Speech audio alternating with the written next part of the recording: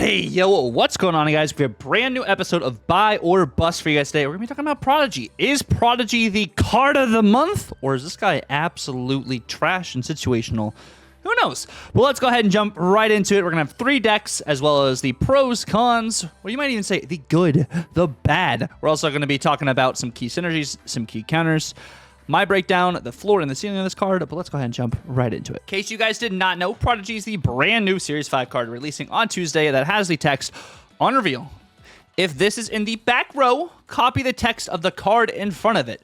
That means, if you guys are unaware of the back row, front row kind of stuff, as you see on screen from the dev video as well, whenever there's a card directly in front of it, the first card you play into the lane is card number 1. The second card you play in the lane is card number 2. In the order, the first card's going to be on the left, second card's going to be on the right. You play Prodigy as the third card in a lane. It copies the card you played first into that lane, or is in spot number 1. If you play Prodigy as the fourth card in the lane, it copies the card you played second, or that is in the second spot in that lane, which is card number 2. This card is going to get a little bit crazy, but how crazy can this card actually get? Let's look at some of the key synergies and counters for this card as well.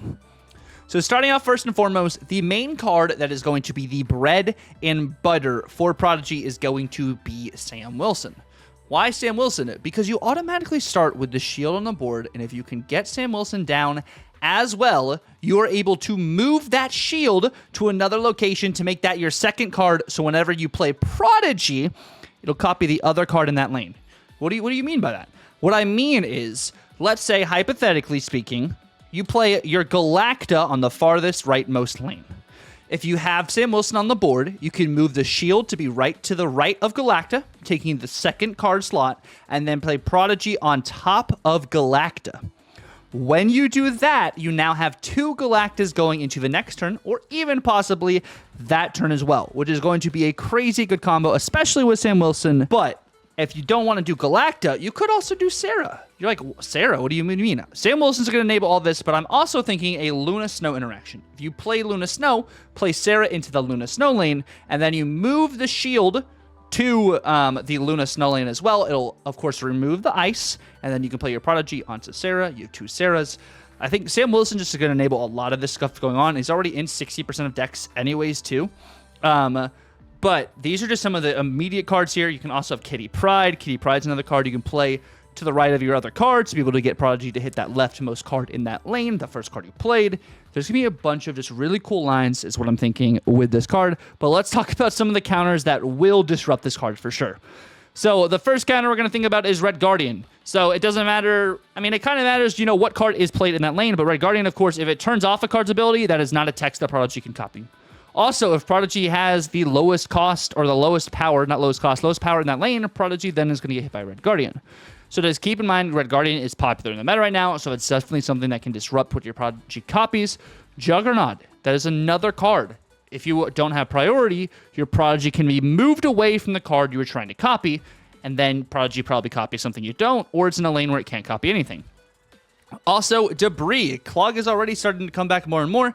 Having this rock in a lane can offset which card your Prodigy is going to copy because it takes up a board spot and moves Prodigy to a different spot in that lane. So that's a very, very just strong kind of set of cards that are going to kind of offset what your Prodigy is doing. We're seeing a lot of Debris resurge more, but a lot of Juggernaut and a lot of Red Guardian. So just keep that in mind when this card comes out. But let's go ahead and jump right into the good and the bad. Now, here is the good for this card. This can copy almost any card because it copies text. Think about Iron Lad, but Iron Lad, of course, is random to whatever the top card you are going to draw is, what Iron Lad copies there. Whereas this, it copies a card specifically on the board. You know what you are copying if you don't get disrupted, right? But the only card it can't copy is Cosmo. Why can't it copy Cosmo? Because Cosmo, makes it on reveals can't happen. But it can copy just flat text. It can copy ongoing. It can copy activate. It can copy on reveal.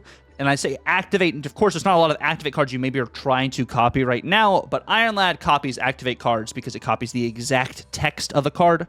So as long as you haven't activated the card, you'll be able to get the activate done as well on your Prodigy. Next, of course, we do have a high combo potential. Of course, you do have to set this up, but you can use this as a win condition. You can snap into Prodigy if you have the right line set up, and your opponent will have to kind of be wary about what is about to happen. It's also a 3-cost card, so it is going to be fairly flexible. It's not super expensive. You can play it into a good variety of decks. I think, of course, Surfer is going to be a really good home for this, opposed to like Esme for Surfer, so it feels fantastic here. But the bad when it comes to this card, it can be easily disrupted, like I said, with the Juggernaut, with the Red Guardian, with the Debris, with Acid Arrow, with Goblins. Like, there's a bunch of different cards that can be just thrown onto a location that can kind of offset what you're trying to do Prodigy, or locations that offset that as well, or even Cosmo, which Cosmo is more popular too.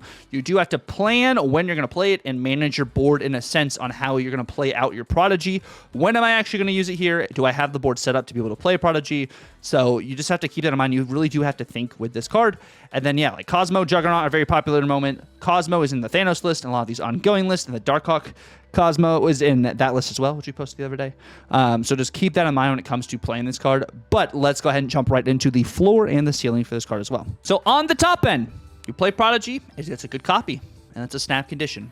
So that's literally because it copies one card. That is what it is. It copies a good card, and it can be a snap condition. It doesn't have to be a snap condition, but it can be a snap condition, especially if it is something like a Galacta, or like a Sarah, or maybe even like another Surfer, or like another Juggernaut, or like a Red Guardian. Like, you could also like tempo out cards to be able to set up for Prodigy too, and your opponent snaps because you tempoed out a Red Guardian, but then you play Prodigy onto Red Guardian later in the game, and then you offset what they were trying to do. So like, there's a bunch of really cool stuff you can do there.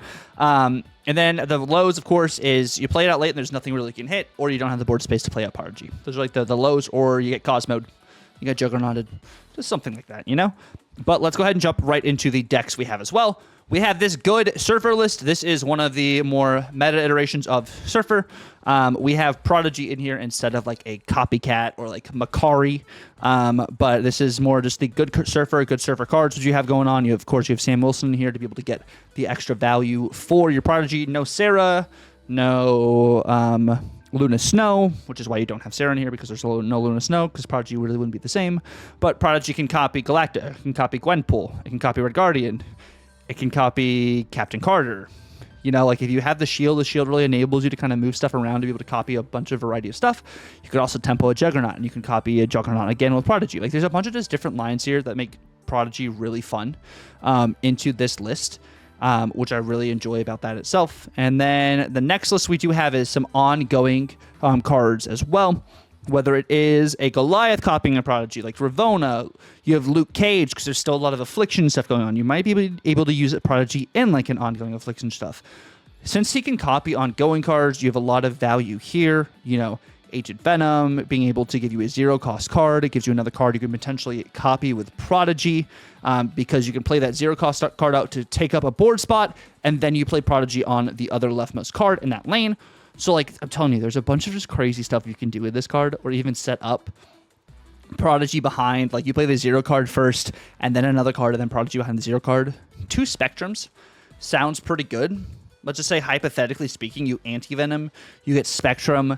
You play your Spectrum on the first part of that location, and then you play Luke Cage, and then you play Prodigy on Spectrum again. You get Spectrum to go off again. Of course, Luke Cage doesn't get that additional buff from Spectrum at first, but you then get the Prodigy down. Your other cards get that +2 again that are also ongoing on the board. So like, it's going to be really interesting what you can do with this card. Having this 0-cost card to be able to help manage your board space is going to be really nice too. Same with like Surge in that last list as well. Your Surge, if you can get the right Surge card, being able to play out a lot of these cards either potentially early or playing out multiple of these cards later in the game can be very helpful. Of course, with Surge, you're not necessarily going to play all your cards out towards like the end of the game, because you can't keep the Surged card really in your hand for too long unless you had like a Sarah kind of thing, or you have the right combo piece. So maybe it's not the best example there, but the Sam Wilson shield, and I still think the Agent Venom 0-cost card is really impactful for Prodigy here. Next we have ongoing monsters. Next we have monster tokens. So I was playing a version of this very similar, but it was using Strange Supreme instead of Prodigy, which my boy Foster, shout out to Foster over here, was playing. But you can use Prodigy in this list to copy Elsa. Use Prodigy in this list to copy Galacta. Even copying a Hope Summers seems pretty good, just to have a lot of excess energy. Copying Surge, copying Pim Arrow, even Grapple Arrow. You don't really want to copy a Mysterio clone, but Mysterio clone helps take up board space for you to get Prodigy value, which is going to be really nice in this list to be able just to have some token value. I think this is going to be another just great shell for this card itself. But let's go ahead and look at what are my overall thoughts on Prodigy himself. So when it comes to Prodigy, I think he is going to be very strong for what he does. I think what he can do, whether it's an ongoing, whether it's an on reveal, or it's a flat, just raw text card, I think it is going to be really solid. And I think that's strong. I think it's fairly flexible at a 3 cost opposed to something more expensive. Of course, it's not going to be as flexible as maybe like a Surge. Surge maybe is more pushing 4 or 5 stars now in hindsight. You could probably wager it gets adjusted. If it's too OP, maybe it goes to a 3-3.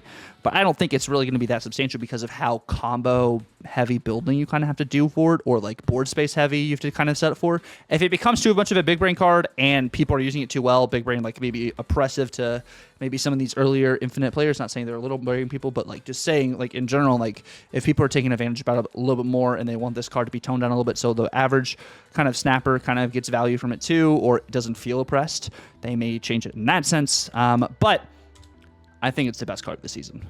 I know it's crazy, and you guys can totally feel free to flame me if it is absolutely horrible on release.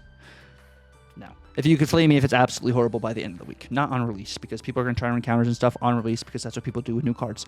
But I think this card is a buy. If you guys are looking forward to another new card, I think Esme, Surge, and Prodigy are amazing cards. I think you guys should get those 3.